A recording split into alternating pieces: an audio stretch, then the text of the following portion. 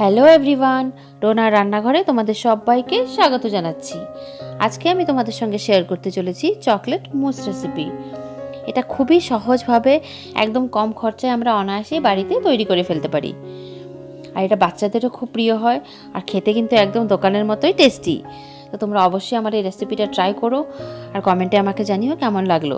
ভিডিওটা ভালো লাগলে একটা লাইক করো, শেয়ার করো তোমার ফ্রেন্ডস আর ফ্যামিলিতে। আর যারা আমার চ্যানেলে নতুন এসছো চ্যানেলটিকে অবশ্যই সাবস্ক্রাইব করো। আর সাবস্ক্রাইব করার পর যে একটা বেল আইকন থাকে তাতে প্রেস করে অল নোটিফিকেশনটা অন করে নিও, তাহলে আমি যখনই কোনো নতুন ভিডিও আপলোড করব তোমরা তার নোটিফিকেশন পেয়ে যাবে। তো চলো শুরু করি চকলেট মুস বানানো। তো এর জন্য প্রথমে আমি এখানে নিয়ে নিয়েছি 1/4 কাপ ডার্ক চকলেট। এগুলোকে আমি এরকম ছোটো ছোটো টুকরো করে কেটে নিয়েছি। এবার এটাকে আমি মেল্ট করব। তোমরা চাইলে মাইক্রোওয়েভেও মেল্ট করতে পারো, কিন্তু আমি এটাকে ডাবল বয়লার প্রসেসে মেল্ট করব। তার জন্য প্রথমে আমি একটা বড় সসপ্যানে জল গরম হতে দিয়েছি। জলটা যখন একটু গরম হয়ে গেছে আমি তার উপরে এই বাটিটা বসিয়ে দিলাম। আর বাটিটা কিন্তু আমার হিট প্রুফ। এবার এতে আমি অ্যাড করে দেব হুইপিং ক্রিম 3 টেবিল স্পুন। আর এই হুইপিং ক্রিমটা কিন্তু রুম টেম্পারেচারে ছিল। এবার এই দুটোকে খুব ভালোভাবে মিশিয়ে আমি চকলেটটাকে মেল্ট করে নেব। দেখতে পাচ্ছ চকলেটটা মেল্ট হওয়া শুরু হয়ে গেছে। আর তোমাদের একটা কথা মাথায় রাখতে হবে, বাটিটা যেন নিচের জলটাকে টাচ না করে। আর ফ্লেমটা আমাদের মিডিয়াম থাকবে, হাইও না আর লোও না। দেখতে পাচ্ছ চকলেটটা খুব ভালোভাবে মেল্ট হয়ে গেছে আর ক্রিমের সঙ্গে মিশিয়েও গেছে।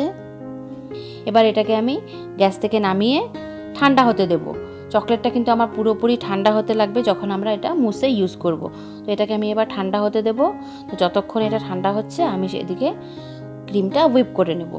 তো এখানে আমি নিয়ে নিয়েছি একদম ঠান্ডা হুইপিং ক্রিম 1/2 কাপ। এটাকে আমি এখন হুইপ করব। তো আমি হুইপ করার জন্য এখানে একটা ইলেকট্রিক বিটার নিয়েছি।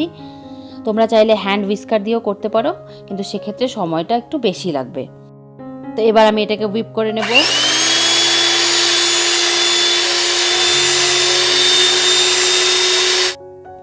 দেখতে পাচ্ছ 2 থেকে 3 মিনিট হুইপ করার পরেই ক্রিমটা অনেকটাই ঘন হয়ে এসছে, কিন্তু আমাকে আরও ঘন করতে হবে। তো আমি আরও একটু সময় হুইপ করে নিলাম। দেখো ঠিক যখন এরকম কনসিস্টেন্সিতে আসবে তখন আমি এখান থেকে 2 টিস্পুন মতো ক্রিম সরিয়ে রাখবো পরে গার্নিশ করার জন্য। খুবই সামান্য 2 টিস্পুন মতো আমি একটু সরিয়ে রাখলাম, পরে আমি এটা গার্নিশ করতে ইউজ করব। তো বাকি যা ক্রিম আছে তাতে আমি চকলেটটা অ্যাড করে দেবো, কিন্তু চকলেটটা আমি একসঙ্গে অ্যাড করব না, অল্প অল্প করে অ্যাড করে ইলেকট্রিক বিটার দিয়ে আমি আবার এটাকে বিট করব। অল্প করে চকলেট অ্যাড করব, অল্প আবার একটু বিট করব। দেখতে পাচ্ছ মিশে গেছে চকলেটটা। এবার আমি আরও অল্প একটু অ্যাড করে নিচ্ছি চকলেট। আর চকলেটটা কিন্তু পুরোপুরি ঠান্ডা হতে হবে যখন আমরা এতে অ্যাড করব, কিন্তু ফ্রিজে রেখে ঠান্ডা করলে চলবে না, রুম টেম্পারেচারেই ঠান্ডা করতে হবে। আবার এটাকে আমি বিট করে নিলাম। দেখতে পাচ্ছ অনেকটাই ঘন হয়ে গেছে এটা। এবার বাদ বাকি যা চকলেট আছে আমি পুরোটা এতে অ্যাড করে দেব। মানে আমি 3 বারে চকলেটটা অ্যাড করলাম। আর সাইডগুলো আমি একটু স্প্যাচুলা দিয়ে কেচে কেচে নিচ্ছি। নিয়ে এবার এটাকে আমি আবারও বিট করব। খুবই টেস্টি হয় খেতে, এটা একদম দোকানের মতো। তোমরা অবশ্যই আমার এই রেসিপিটা ট্রাই করো, আমি নিশ্চিত তোমাদের ভালো লাগবেই। আর তোমরা কিন্তু এটাতে যে কোনো ব্র্যান্ডের হুইপিং ক্রিম ব্যবহার করতে পারো। তো আমার বিট করা কমপ্লিট। এবার আমি সাইডগুলোকে ভালো করে কেচে নিচ্ছি।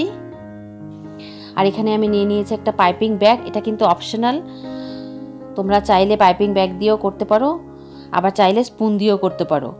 তো আমি একটা পাইপিং ব্যাগে এই মিক্সচারটা ঢেলে নিচ্ছি।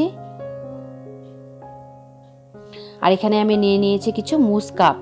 তোমাদের কাছে যদি এরকম মুস কাপ না থাকে তোমরা কিন্তু নর্মাল যে কোনো কাচের গ্লাস, ছোট গ্লাস বা কাপেও তোমরা এটা সার্ভ করতে পারো। তো এবার এই পাইপিং ব্যাগের সাহায্যে আমি খুব সুন্দরভাবে এটাকে ফিল করে নিচ্ছি। তোমরা চাইলে স্পুন দিয়েও করতে পারো, সেক্ষেত্রে একটু সাবধানে করতে হবে, সাইডে সাইডে লেগে গেলে সেটা দেখতে বাজে লাগবে। তো এইভাবে আমি সব মুস কাপগুলোকে ফিল করে নেব।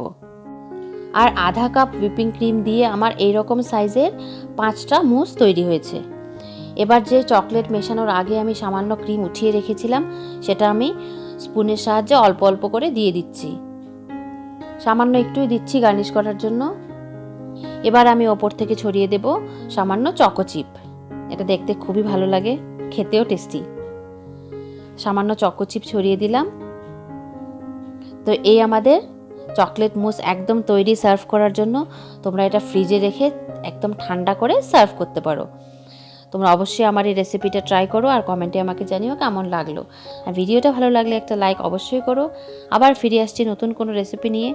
তোমরা সুস্থ থেকো, ভালো থেকো। Bye bye.